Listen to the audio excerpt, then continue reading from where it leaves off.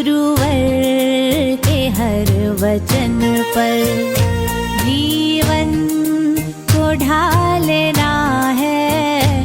गुरुवर के हर वचन पर जीवन को ढालना है।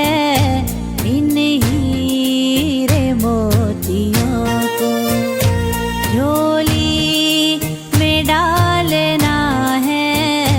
इन हीरे मोतियों को झोली में डालना है। जय गुरुदेव। बंधु, आज हम बात करेंगे नमकार मंत्र के व्याकरणिक व्याख्या के दूसरे चरण की। इससे पहले के वीडियो में नमकार मंत्र की इस व्याकरणिक व्याख्या के संदर्भ में मैं नमो अरिहंताणम पद तक की बात कर चुका हूं। नमो सिद्धाणम से लेकर के आगे चारों पदों का विश्लेषण आज के इस पाठ के अंदर करने का मेरा प्रयास रहेगा। और नमकार मंत्र की व्याकरणिक व्याख्या जब तक हम लोग नहीं जान पाए तब तक उस नमकार मंत्र के बारे में कुछ प्रश्न, कुछ भ्रांतियां बनी रहती हैं। उन भ्रांतियों के निराकरण के लिए उसका व्याकरणिक बोध होना बहुत आवश्यक है। और इसी बोध की भावना से मैंने ये प्रयास किया है आप सब लोग इसका भली भांति अध्ययन करें और कम से कम अपने मूल मंत्र को ठीक ठाक जान लें। अगर आप लोग पिछले वीडियो को बिना देखे इस वीडियो के अंदर आ गए हैं तो बहुत सारी बातें आपकी समझ में नहीं आ पाएंगी। तो पिछले वाला वीडियो पूरा का पूरा देख करके वहां पर सारी बातें समझें और उसके आगे का पार्ट इस वीडियो के अंदर बताया गया है, उसका मनोयोग से पारायण करें और नमकार मंत्र का जाप करते हुए उसका अर्थ बोध भी हमारे को हो जाए तो सोने में सुहागा वाली बात हो जाती है। अवश्य बड़े प्रेम से इसका पारायण करेंगे। चलिए हम आगे का पाठ शुरू करते हैं। नमो सिद्धाणम में से नमो पद का जो स्वरूप है वो आप समझ चुके हैं। बात करते हैं सिद्धाणम की। सिद्धाणम में क्या क्या है वो देखते हैं। सिद्धाणम पद में सिद्ध प्लस आम, ये षष्ठी विभक्ति बहुवचन का प्रत्यय है आम, और सिद्ध ये शब्द है। क्योंकि सिद्ध शब्द ही इस मंत्र में प्रयुक्त हुआ है तो इस शब्द में हमारे को कुछ भी परिवर्तन करने की आवश्यकता नहीं है। कैसे सिद्ध प्लस आम का सिद्धाणम बना, इसकी जो विकास यात्रा है उसकी हम चर्चा करते हैं। एक बार और मैं पुनः उसी सूत्र को लिख लेता हूं जिसका जिक्र मैं इससे पहले कर चुका हूं। जस शश ङसी तो दो द्वामी दीर्घ, तीसरे पाद का 12वां यह सूत्र है। और इस सूत्र का अर्थ थोड़ा और विस्तार से मैं आपको बताता चलूं। किसी शब्द के बाद अगर जस प्रत्यय रहा हुआ हो या शश प्रत्यय रहा हुआ हो या ङसी प्रत्यय रहा हुआ हो, ये प्रथमा विभक्ति बहुवचन का प्रत्यय है जस, द्वितीय विभक्ति बहुवचन का प्रत्यय है शश, ङसी पंचमी विभक्ति एकवचन का प्रत्यय है। और ङसी के बाद बहुवचन में पंचमी विभक्ति बहुवचन में जो प्रत्यय लगता है वो है भ्यस। तो भ्यस प्रत्यय के प्राकृत में 6 आदेश हो जाते हैं। उन 6 आदेशों में से अगर तो आदेश हुआ हो या दो आदेश हुआ हो या दो आदेश हुआ हो, ये 3 आदेश उस शब्द के बाद अगर हुए हों और उसके अलावा आम षष्ठी विभक्ति बहुवचन का जो आम प्रत्यय है, ये प्रत्यय अगर किसी शब्द के बाद आ जाएं या बाद में लगें तो इनसे पहले के शब्द का जो ह्रस्व स्वर है, अंतिम स्वर की बात यहाँ पर हो रही है। शब्द का जो अंतिम स्वर है अगर वो ह्रस्व है तो उसको दीर्घ हो जाता है। जैसे यहाँ पर सिद्ध शब्द है मैं आपको बता देता हूं कि सिद्ध में क्या क्या है। स है प्लस ई है प्लस द है प्लस ध है और प्लस अ है। यहाँ पर हम लोग जब देखते हैं सिद्ध को तो ऐसा बोध होता है जैसे ध पहले है और द बाद में है, किंतु ऐसा नहीं है। सचमुच में द पहले है और ध बाद में है। यहाँ पर पूरा का पूरा जो वर्ण है वो ध है, लेकिन लिखने में इस ढंग से लिखा जाता है तो हम लोग इसको देख करके पहली नजर में ऐसा समझ सकते हैं कि ध पहले है, किंतु ध पहले नहीं है, ये द पहले है और ध बाद में है। इसलिए इसका सिस्टम यही होगा। आप देखो यहाँ पर स के बाद ई है और द के बाद ध है और ध के बाद अ है। द और ध के बीच में कोई स्वर नहीं है। जब दो व्यंजनों के बीच में कोई स्वर न आए तब उन दोनों व्यंजनों को हम लोग संयुक्त व्यंजन बोलते हैं। प्राकृत में ऐसे दो वर्णों का संयुक्त व्यंजन के रूप में प्रयोग हो सकता है, किंतु संस्कृत में दो से ज्यादा तीन वर्ण भी अर्थात तीन व्यंजन भी संयुक्त के रूप में हमारे को देखने को मिलते हैं।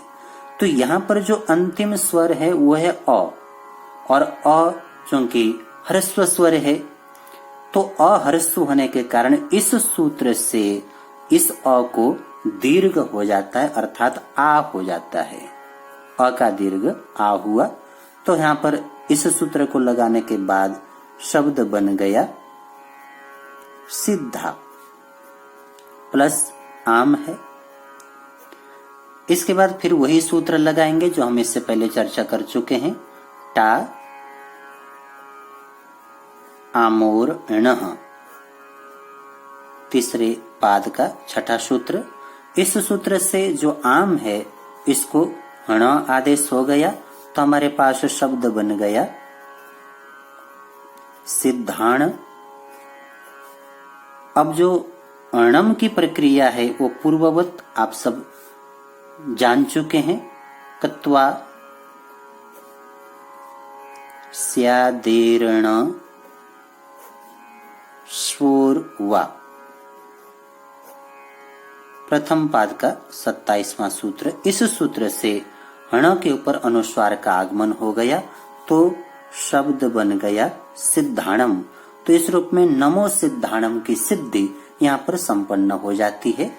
इसके बाद हम लोग बात करते हैं नमो आयरियाणम की। नमो आयरियाणम।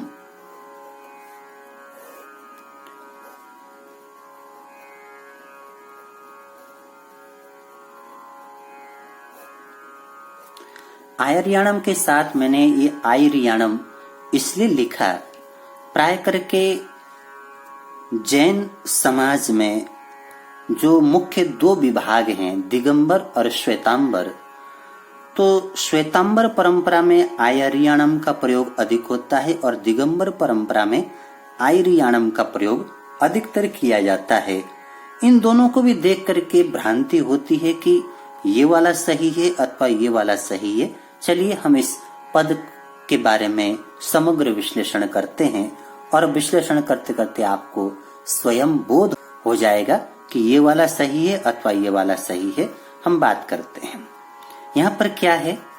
नमो के बारे में चर्चा हो चुकी है, उसके बारे में पुनः कुछ कहने की आवश्यकता नहीं है। बात है आयरियाणम के बारे में। तो आयरियाणम जो पद है इसमें आचार्य प्लस आम, आम की प्रक्रिया उपरवत है। जैसे अरिहंताणम में हमने बनाया, सिद्धाणम में हमने बनाया, आम को अणम होने की प्रक्रिया समझ चुके हैं। ये वाला सूत्र जरूर हम पूर्व स्वर को दीर्घ करने के लिए करते हैं और आम को अणम करने के लिए ये दोनों सूत्र ही काम में लिए जाते हैं। तो इनका विश्लेषण हो चुका, पुनः उसके बारे में चर्चा करने की मैं समझता हूं कि आवश्यकता नहीं है। हम लोग आचार्य का आयर्य कैसे हुआ इसके बारे में चर्चा करते हैं। आचार्य शब्द है। सबसे पहले यहाँ पर हम लोग एक सूत्र का संयोजन करेंगे। क ग च ज त द प य वांग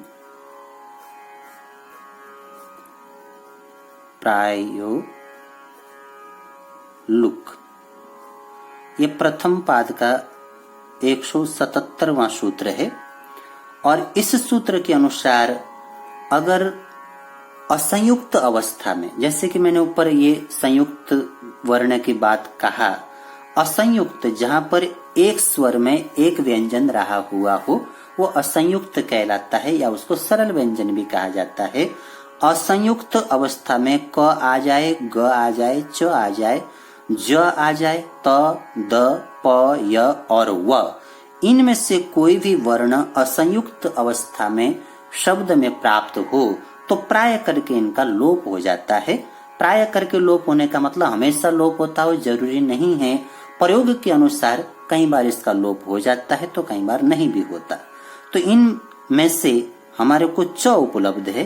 यहाँ पर आप देख सकते हैं च है, असंयुक्त है, ये किसी के साथ जुड़ा हुआ है भी नहीं। तो ये जो च है इस च का लोप हो जाएगा। च का लोप करने से पहले मैं आपको यहाँ पर लिख करके बता दूं कि यहाँ पर है क्या क्या। सबसे पहले आ है, आ प्लस च, फिर प्लस आ, फिर प्लस र, फिर प्लस य और फिर प्लस अ। इतने वर्ण इस आचार्य शब्द के अंदर रहे हुए हैं। तो इनमें से ये जो च है इस च का लोप हो जाता है इस सूत्र से। जब इस च का हमने लोप कर दिया अर्थात ये च यहां से चला गया तो हमारे पास शब्द बच गया आर्य। आर्य ये शब्द बना। अब इसके बाद एक और सूत्र का संयोजन हम लोग यहां पर करेंगे। आचार्य चोच, ये प्रथम पाद का 73वां सूत्र है। इस सूत्र के अनुसार कार्य होता है, ये जो च है जिसका हमने लोप किया, इस च के साथ रहा हुआ जो आ है, पहले हमने च का लोप इस सूत्र से कर दिया। अब ये जो आ बच गया है इस आ के बारे में, जो यहाँ पर उपस्थित है इस आ के बारे में ये सूत्र बोलता है इस आ को दो आदेश हो जाते हैं और वो दो आदेश हैं अ और ई। अ और ई आदेश होने के बाद ये जो आर्य शब्द बन गया था इसके दो रूप हमारे सामने उपस्थित हो जाते हैं। एक तो बन जाता है आ और य और दूसरा बन जाता है आ इर य। ठीक है, यहां तक की बात आप लोग भली भांति समझ गए हैं। इसके बाद एक काम और हम लोग करते हैं, चूंकि हमारे को बनाना है आयरियाणम। तो आयरियाणम में पहुंचने से पहले अब यहाँ पर जो अ है इसमें अ को य कैसे हो गया एक शंका है, तो उसका निवारण हम लोग करते हैं। इसके लिए एक और सूत्र का संयोजन हमें यहाँ पर करना होगा। वो सूत्र है अवर्णो य श्रुति। ये प्रथम पाद का 180वां सूत्र है अवर्णो य श्रुति। ये जो सूत्र है ये बोलता है कि अ अथवा आ के बाद यदि अ अथवा आ जाए तो उस बाद वाले अ अथवा आ को य अथवा या श्रुति हो जाती है। तो यहाँ पर आप देख सकते हैं कि आ के बाद अ आया हुआ है। आ के बाद होने के कारण इस अ को य श्रुति हो जाएगी, अर्थात यहाँ पर य का आगमन हो जाएगा, ऐसा भी हम लोग समझ सकते हैं। हकीकत में तो ये य श्रुति है। इस अ का उच्चारण करते समय कई बार य जैसा सुनाई देता है, इसलिए उसको य श्रुति बोला गया है। लेकिन लिखने में चूंकि य को ही लिखने की परंपरा चल पड़ी है तो इसी रूप में इसको समझा जाता है। इस सूत्र के बाद यहाँ पर ये जो शब्द है ये बन जाएगा आ यर य। आयर्य और आयर्य ये दो शब्द हमारे पास बन गए हैं। हमारी यात्रा यहाँ तक पहुंच गई है। इसके बाद हम लोग अब आयरियाणम तक पहुंचना है, तो एक और सूत्र का संयोजन हम लोग यहाँ पर करेंगे। मैं सूत्र लिख देता हूं। स्याद भव्य चैत्य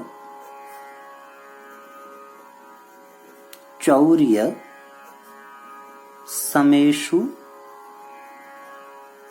यात।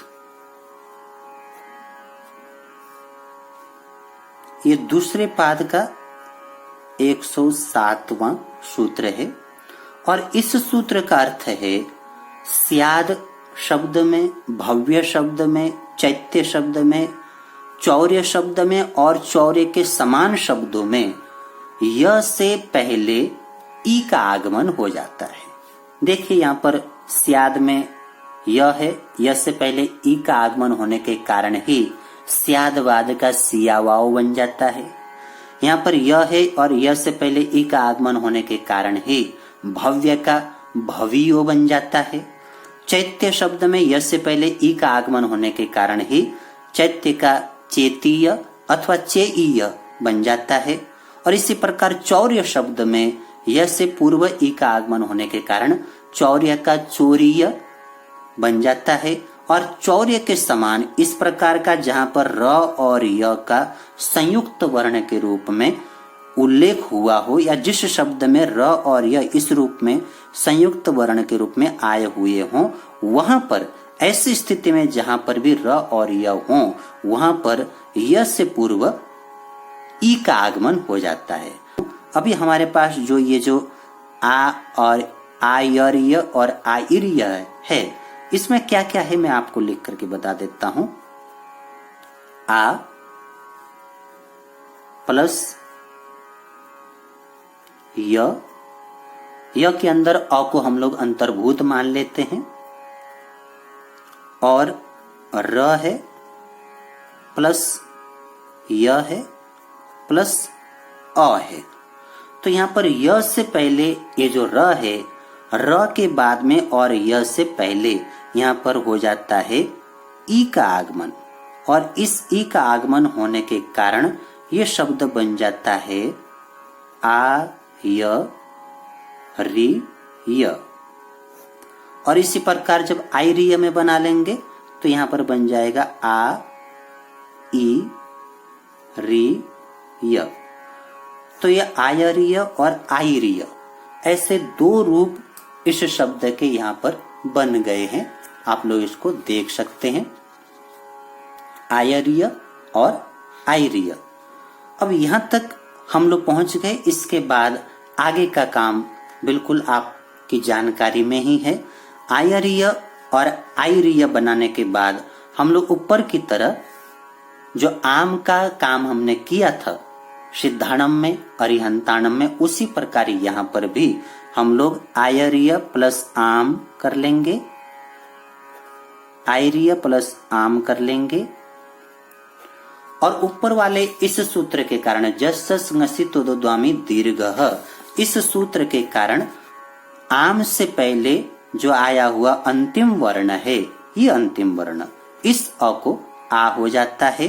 तो इस अ को आ होने के कारण यहाँ पर बन गया आयरिया और यहाँ पर बन गया आयरिया, आयरिया बन गया। इसके बाद आम को णम होने की प्रक्रिया ऊपर वाले इन्हीं दो सूत्रों से टा आमोर्ण और कत्वा स्यादिर्ण सोरवा, इन्हीं दोनों सूत्रों से आम को णम हो गया।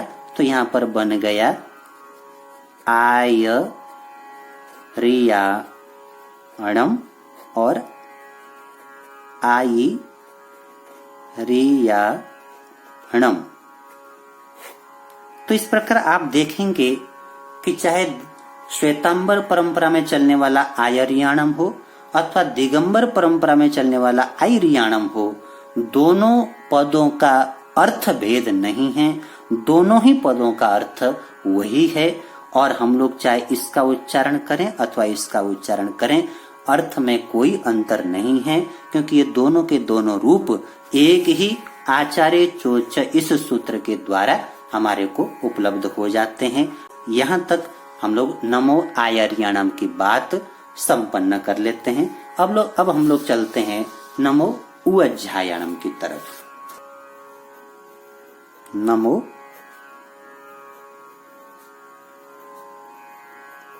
उवज्झायाणम। नमो के बारे में चर्चा हो चुकी है, उसके बारे में बात न करें। उवज्झायाणम पद में क्या क्या है इसका विश्लेषण कर लेते हैं। यहां पर है उपाध्याय,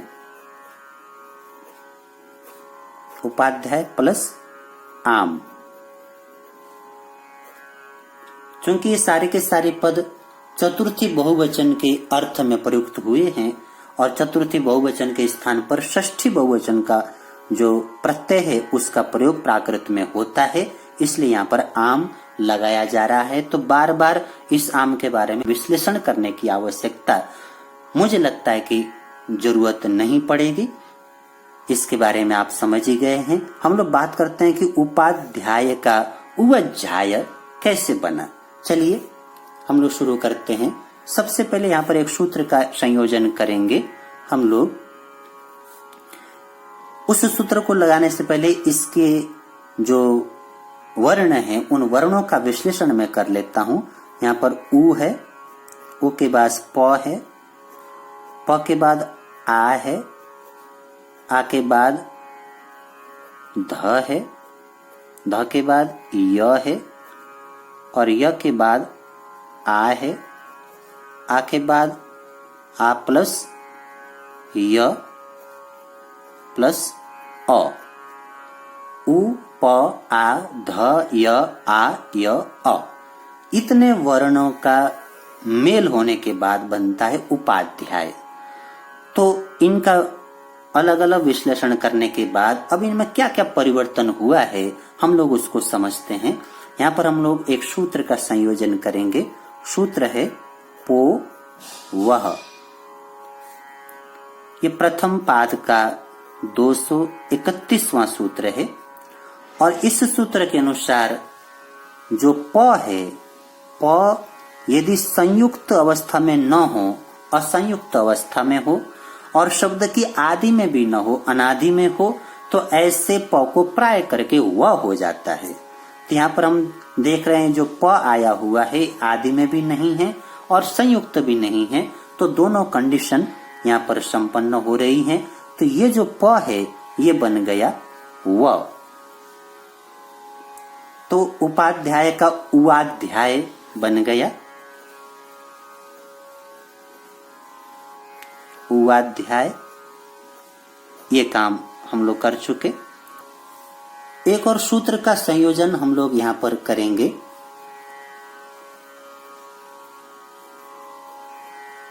ह्रस्वः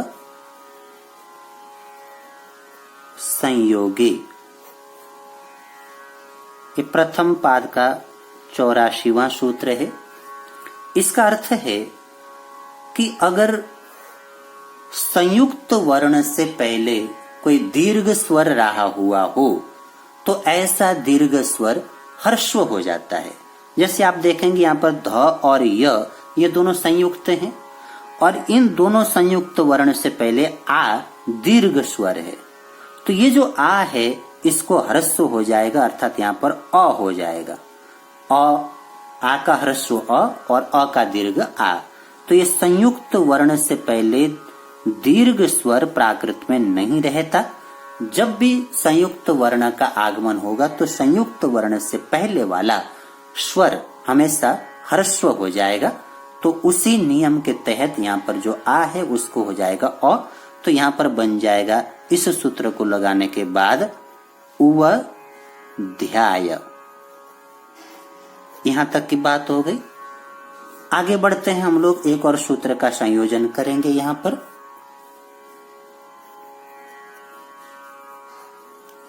साध्वश ध्य ह्याम झ। दूसरे पाद का 26वां सूत्र है। इस सूत्र का अर्थ है साध्वश शब्द में रहे हुए संयुक्त वर्ण ध और व को और उसके बाद ध्य, जिस भी शब्द में ध और य संयुक्त वर्ण का आगमन हो इनको, और ह और य इनको, ध्व, ध्य और य इन संयुक्त वर्णों को झ आदेश हो जाता है। तो इस नियम के तहत हमारे पास यहाँ पर ध्य है और यहाँ पर ध्य की चर्चा हो रही है। तो ध्य होने के कारण इस सूत्र से हम लोग इस ध्य को कर देंगे झ। ये जो ध और य संयुक्त है इसको कर देंगे झ। तो बन जाएगा हमारे पास उव झाय। उवझाय हो गया। जबकि हमारे पास पद है उवझायाणम, तो अभी काम अधूरा है। आगे इसमें उवझाय में जो ज है उसका आगमन कैसे होता है उसकी हम लोग बात करते हैं। अगला सूत्र लिखेंगे हम लोग, अनादौ शेषादेशयोर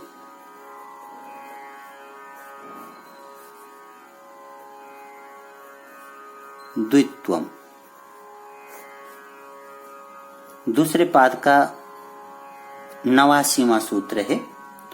इस सूत्र का अर्थ है अनादि में, शब्द की अनादि में अर्थात आदि में नहीं, शुरुआत में नहीं, अनादि में शेष और आदेश वर्ण जो है उसको द्वित्व हो जाता है।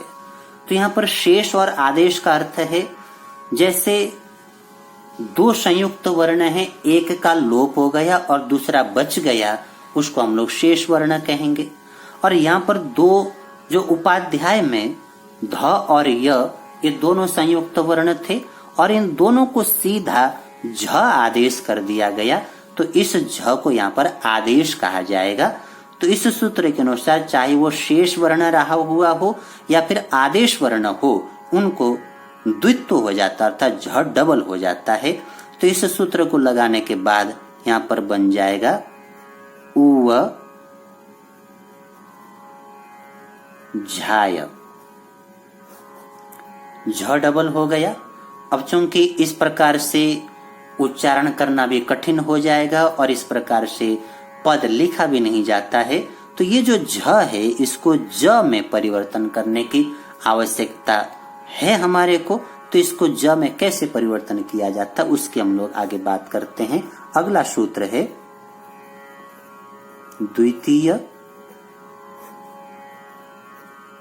तुर्ययो रूपरि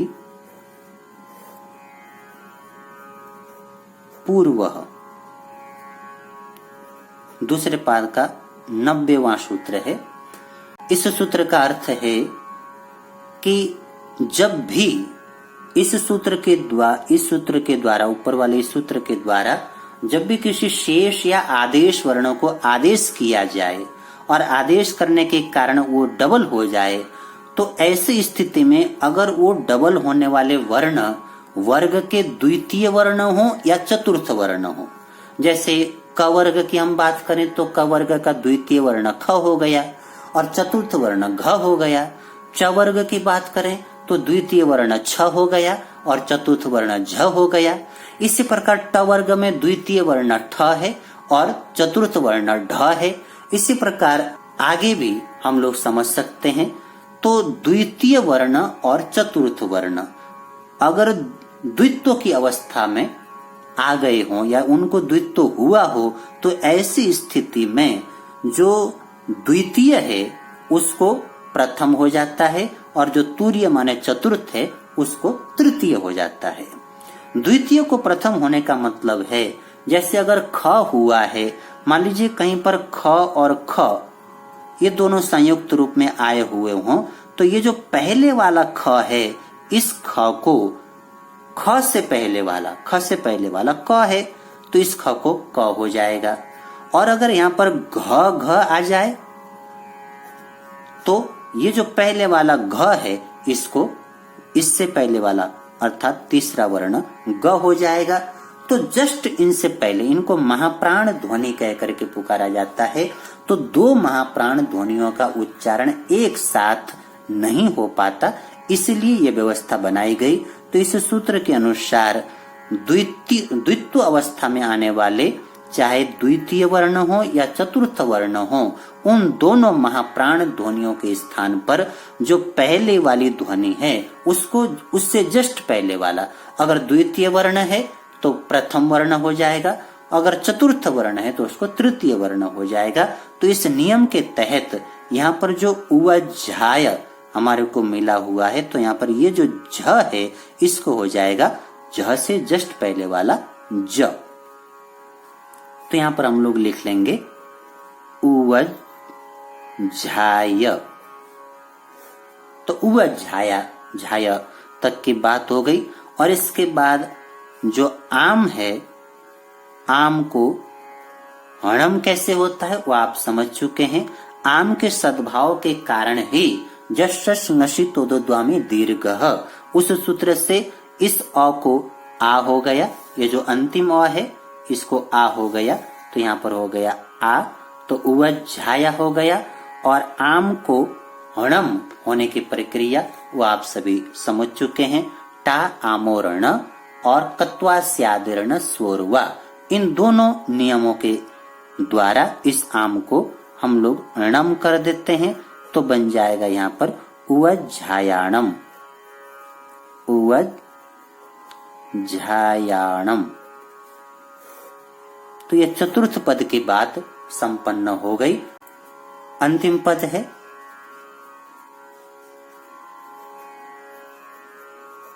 नमो लोए सौव साहूणम। इसमें 4 शब्द हैं। नमो के बारे में बात हो चुकी है। लोए इस शब्द के बारे में बात करते हैं। लोक,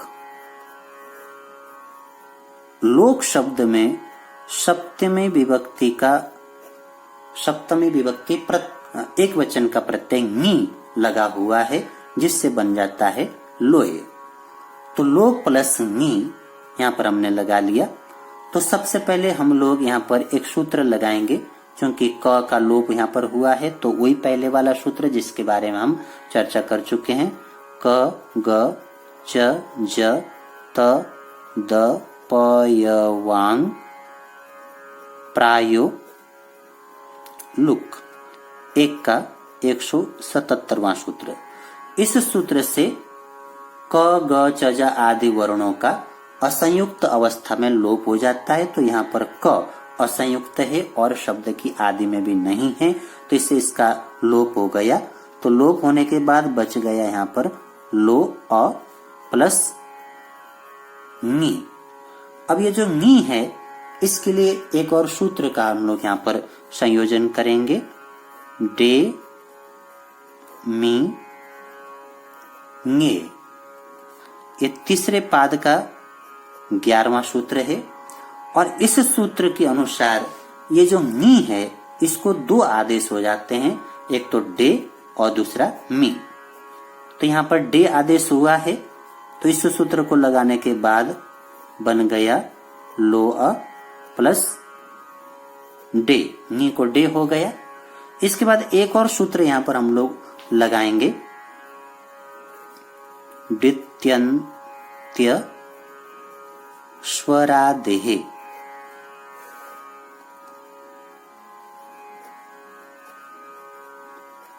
ये हेमचंद्र के संस्कृत व्याकरण का अर्थात द्वितीय अध्याय के प्रथम पद का 114वां सूत्र है। और इस सूत्र के अनुसार ये जो डे आया हुआ है, डे में ड जो है वो डित है। डित का अर्थ होता है, उदाहरण से समझें, जैसे ये यहाँ पर आया है तो ए को लेकर के आया है, और जाएगा तो अकेला नहीं जाएगा, इस वाले अ को लेकर के चला जाएगा। ये उदाहरण से केवल समझाने के लिए मैं बात कह रहा हूँ। हकीकत में तो जो ड है वो डित है, और डित होने के कारण इसके साथ ही इस अ का भी लोप हो जाता है। तो यहाँ पर इस सूत्र को लगाने के बाद बन गया लो प्लस ए।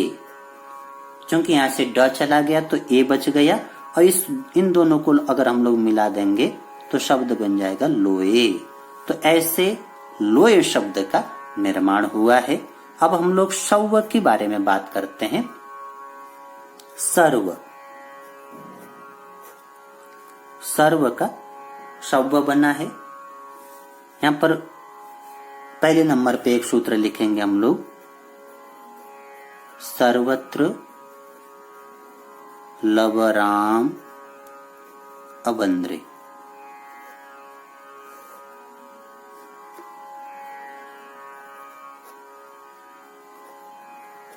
ये दूसरे पाद का 79वां सूत्र है और इस सूत्र के अनुसार सर्वत्र अर्थात चाहे शब्द में संयुक्त अवस्था में, चाहे पूर्व में अथवा बाद में, कहीं पर भी ल हो, ब हो और र हो तो इनका प्राय करके लोप हो जाता है, केवल वंद्र शब्दों को छोड़ करके उनका लोप हो जाता है। तो यहाँ पर सर्व में र आया हुआ है तो इस सूत्र के अनुसार इस र का लोप हो जाएगा। कैसे, इसको थोड़ा विश्लेषण करके मैं लिख देता हूं। सर्व में क्या क्या है, देखिए स है प्लस अ है प्लस र है प्लस व है और प्लस अ है। तो यहाँ पर ये जो र है इसका इस सूत्र से लोप हो गया तो हमारे पास बच गया सव। अब सव बच गया तो सव बचने के बाद, जैसे कि इससे पहले हम बात चर्चा कर चुके हैं शेष और आदेश वर्ण की, तो वहां पर जो उपाध्याय में उज्जाय बना था, ध्य को आदेश होकर के झ बना था, वो आदेश वर्ण हो गया और यहाँ पर सर्व में से र का लोप हो गया और व बच गया। तो ये जो व है ये शेष वर्ण है। तो यहाँ पर वही नियम दोबारा से लगाएंगे, अनादौ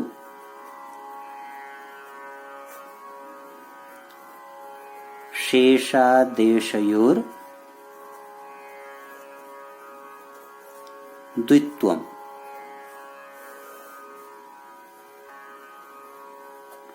इस दूसरे पाद के 89वें सूत्र से ये जो व है इसको द्वित्व हो जाएगा था, डबल हो जाएगा तो बन जाएगा सौव। तो सर्व का शव्व इजीली बन गया है। अब हम लोग बात करते हैं साहुणम, साहुणम के बारे में। साहुणम में क्या क्या है देखिए, साधु प्लस आम, साधु प्लस आम है। तो यहां पर साधु में इसका विश्लेषण कर लेता हूं मैं। साधु में क्या क्या है, स है प्लस आ प्लस ध और प्लस उ, ये 4 वर्ण है साधु में। तो यहां पर एक सूत्र का संयोजन हम लोग कर लेंगे, ख घ थ ध भाम। ये प्रथम पाद का 187वां सूत्र है।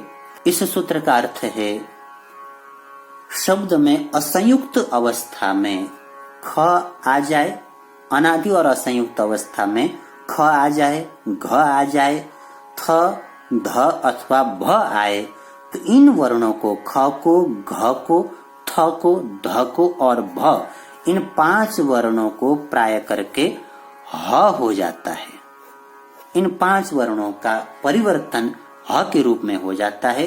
चूंकि इनमें से हमारे पास ध है यहाँ पर, तो ये जो ध है इसको ह आदेश हो गया तो बन गया साहु। साहु प्लस आम, ठीक है, साहु प्लस आम हो गया।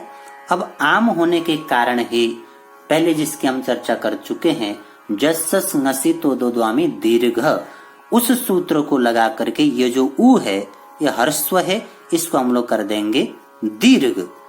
तो यहां पर बन जाएगा साहू, दीर्घ होने के कारण साहू हो गया।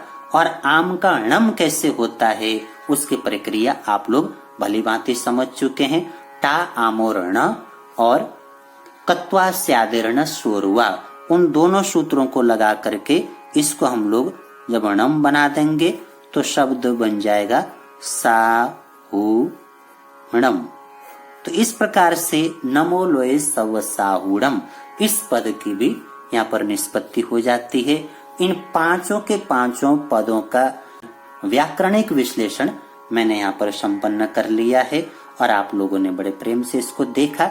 उम्मीद करता हूं कि आप लोग इसके अध्ययन करते करते इसको समझ गए होंगे और चूंकि हमारा ये मूल मंत्र है इसका पारायण करें। कम से कम इस मूल मंत्र के बारे में भली भांति जानकारी हम लोगों को अवश्य होनी चाहिए। तो आज का अध्ययन यहीं तक हम सीमित रख लेते हैं। आगे जो इसके महात्म्य के लिए 2 लाइनें जो लिखी गई हैं, एसो पंच नमोकारो सव पाव पणाशणो मंगलानंच सव्यसिम परमम हवै मंगलम, उसके बारे में भी मैं आगे चर्चा करने का प्रयास करूंगा। आज के लिए इतना ही। तो आप लोगों ने नवकार मंत्र के विश्लेषण के अंतर्गत पांचों के पांचों पदों का व्याकरणिक विश्लेषण देख लिया, जान लिया है। इसको भली भांति अभ्यास करें और अभ्यास करने के बाद इसका बोध प्राप्त करें और बोध प्राप्त करके स्वयं को धन्य बनाएं। भगवान कहते हैं परमम नाणम तव दया। जैसे ज्ञान प्राप्त होता है तो हमारे जीवन में आचरण प्रकट होना शुरू हो जाता है। इसलिए पहले ज्ञान है, उसके बाद आचरण है। ज्ञान होगा तो आचरण अपने आप ही फलित होता चला जाएगा। तो ज्ञान के लिए ही ये हमने प्रयास किया है। आप तक ये नवकार मंत्र का यथार्थ ज्ञान पहुंचाने का मेरा भाव था और उसी भावना को मूर्त रूप देने का मैं प्रयास कर रहा हूँ। 5 पदों का व्याकरणिक विश्लेषण मैं कर चुका हूँ। आगे जो इसके महात्म्य को बताने वाले जो 2 लाइनें हैं, एसो पंच नमोकारो सव पाव पणासणो मंगलानंच सव्यसिम परमम हवै मंगलम, उन पदों का भी मैं विश्लेषण करने का प्रयास करूंगा। इन सब पदों के अर्थ को बड़े प्रेम से जानें, समझें और अपने जीवन में लाभ प्राप्त करें और आपके ऊपर प्रभु की कृपा सदा सर्वदा बनी रहे। इतने प्रेम से मेरे शब्दों को सुना, उसके लिए कृतज्ञ हूँ। जय गुरुदेव। गुरुवर के हर वचन पर जीवन को ढालना